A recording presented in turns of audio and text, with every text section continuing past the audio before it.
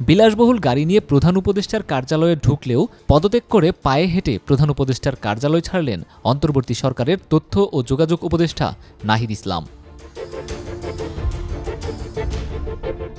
মঙ্গলবার প্রধান উপদেষ্টার কাছে নিজের পদত্যাগপত্র জমা দিয়ে ঠিক এভাবেই বেরিয়ে আসেন নাহিদ। নিজের স্বভাবসুলভভাবে পেছনে হাত দিয়ে হাসতে হাসতে রাষ্ট্রীয় অতিথি ভবন যমুনা ছাড়লেন নাহিদ।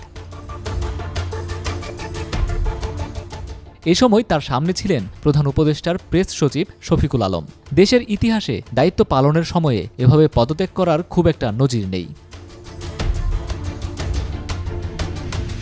গত ৫ আগস্ট শেখ হাসিনার দেশ ছেড়ে পালিয়ে যাওয়ার পর ৮ আগস্ট ডক্টর মোহাম্মদ ইউনূসের নেতৃত্বাধীন অন্তর্বর্তীকালীন সরকার গঠন করা হয়। ওই সরকারের তথ্য ও যোগাযোগ মন্ত্রণালয়ের উপদেষ্টা হিসেবে যোগ দেন বৈষম্য বিরোধী ছাত্র আন্দোলনের অন্যতম সমন্বয়ক নাহিদ ইসলাম।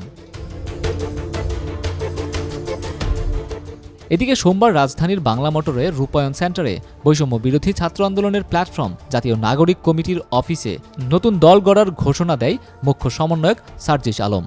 আগামী ২৮ ফেব্রুয়ারি নতুন দলের ঘোষণা দিবেন তারা। এই দলের আহ্বায়ক করা হতে পারে নাহিদ ইসলামকে।